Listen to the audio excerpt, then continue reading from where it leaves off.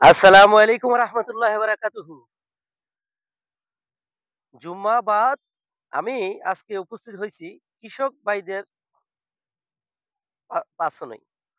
কৃষক ভাইদের জন্য একটা দোয়া করেছিলাম অনেকদিন আগে, যখন তারা আলু বনে তখনই আমি সকল জনগণের প্রতি শুভেচ্ছা জানিয়ে বলছিলাম যে আপনারা সকলে একটু দোয়া করবেন। বাংলাদেশটা যেই ক্ষতির মধ্যে ছিল ২৪ সালে, আল্লাহ জাল্লা শানহু আমরা যে আলুগুলা বুনতেছি কৃষক ভাইরা তারা যেন সুন্দরভাবে এই আলুগুলা আল্লাহ জাল্লা শানহু বাড়িতে উঠাইতে দেয়।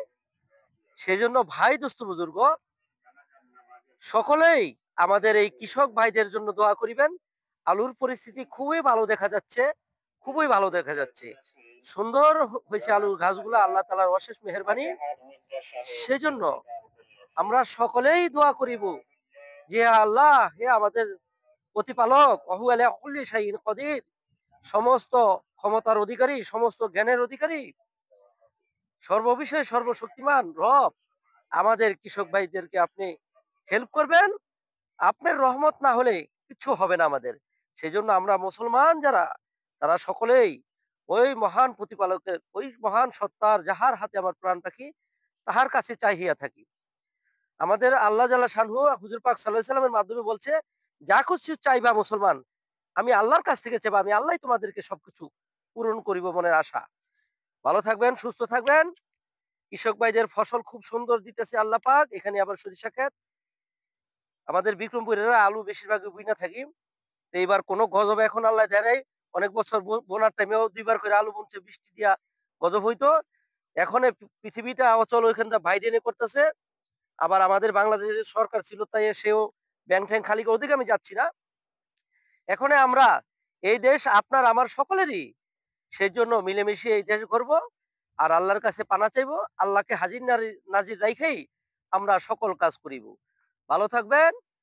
কে কোথা থেকে এই চ্যানেলটাকে দেখছেন, কমেন্ট করে, ফলো দিয়ে, লাইক দিয়ে, শেয়ার দিয়ে কৃষক ভাইদের মনকে আপনি জাগ্রত করেন, উৎসাহ দিন। আর সরকারকে আমি রিকোয়েস্ট করছি, বর্তমানে যে আছে, আগামীতে যে আসবে, কৃষক যদি বাঁচে, কৃষক যদি বাঁচে, তাহলে আমাদের বাংলাদেশ বাঁচিবে। সেজন্য কৃষককে আমরা কেউ অবহেলা না করি। আগের জামানায় কিছু কিছু লোক ছিল যারা সরকারি চাকরি করত, আর এই মূর্খ সুরক্ষ কৃষকদেরকে অবহেলা করত।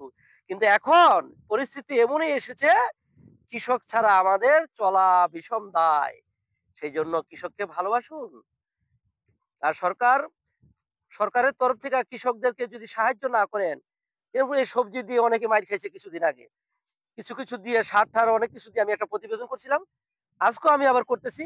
সরকারকে বিনীত আমি অনুরোধ করছি, প্রত্যেকটা কৃষকের যে ২ পাখি ৪ পাখি ৫ পাখি এরকম করে লাগাচ্ছে, অর্থ অনেক লস খাইছে, ওই যে সবজি বুনিয়া কপি টপি দিয়া, তাদেরকে একটা সিস্টেম করে দিন, তাদের সাহায্য সহযোগিতা করুন। তাদের যদি আপনারা না দেখেন, খালি কেউ কিস্তি উঠায় আলু বুনে, কিস্তির টাকা পরিশোধ না করতে পারলে কিস্তির যে অফিসাররা বাড়িতে অনেক অত্যাচার করে, এরকম শুনছেন। অনেকে আত্মহত্যা করেছে কিস্তির টাকা পরিশোধ করতে না পারিয়া। সেই জন্য অতি তাড়াতাড়ি সরকারকে দৃষ্টি আকর্ষণ করছি, কৃষককে আপনি একটু দেখুন। বড় বড় পেশাল অনেকে পারি, কিন্তু অসহায় মানুষদের পাশে যারা দিয়ে আমাদের যান বাঁচবে, তাদেরকে আমরা ফলো না রেখে, তাদেরকে আমরা না দেখে ওই তেল আলা মাথায় তেল দিই। সেই জন্য আর বিলম্ব না করি, সরকারের তরফ থেকে কৃষকদেরকে হেল্প করুন, তাদেরকে সাহায্য করুন। ভালো থাকবেন, সুস্থ থাকবেন।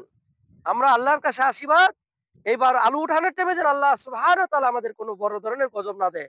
আল্লাহ, আল্লাহ করুণাময়ের কাছে করুণা ভিক্ষা চেয়ে আমরা করুণার পাত্র।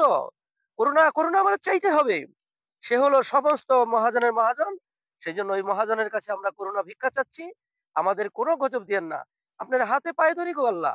আপনার কাছে যদি কাকুতি মিনতি করে কথা বলি, আপনার কাছে মাপ চাই, তাহলে তো আমি ছোট হব না। আল্লাহ বলছে, যে আমাকে যত মানবে, আমার কাছে যত সিলিন্ডার হবে, আমি আল্লাহ জাল্লা শানহু তাকে তত উপরে উঠে দিব। আল্লাহু আকবার, আল্লাহু আকবার। সেই জন্য ভাই দোস্ত বুজুর্গ, আল্লাহর কাছে আমরা সদাই সবকিছু চাইবো। দুনিয়ার মানুষের কাছে চাইবো না। মানুষ হলো মাধ্যম, মাধ্যম দিয়ে আল্লাহ করাবে। কিন্তু টার্গেট থাকতে হবে আমার মহান রাব্বুল আলামিন। ভালো থাকবেন, সুস্থ থাকবেন। কৃষিকাজকে পছন্দ করেন, কৃষকদেরকে ভালোবাসেন, তারা আমাদেরই মতো মানুষ। তাদের যে পরিশ্রম, আমরা টাই-টুই লাগাইয়া অফিসে যাই এক কলমের খোঁচা মাইরা ২-১ লাখ টাকা কামায় ফেলাই। আর তারা এত পরিশ্রম করে খাবার-দাবার না খায়ে ঠিকমতো তাদের এত পরিশ্রমকে বৃথায় দিয়েন না। তাদের পাশে দাঁড়ান। তাদেরকে ভালোবাসেন। ভালো থাকবেন, সুস্থ থাকবেন। মরার কথা স্মরণ রাখবেন। আল্লাহ হাফেজ।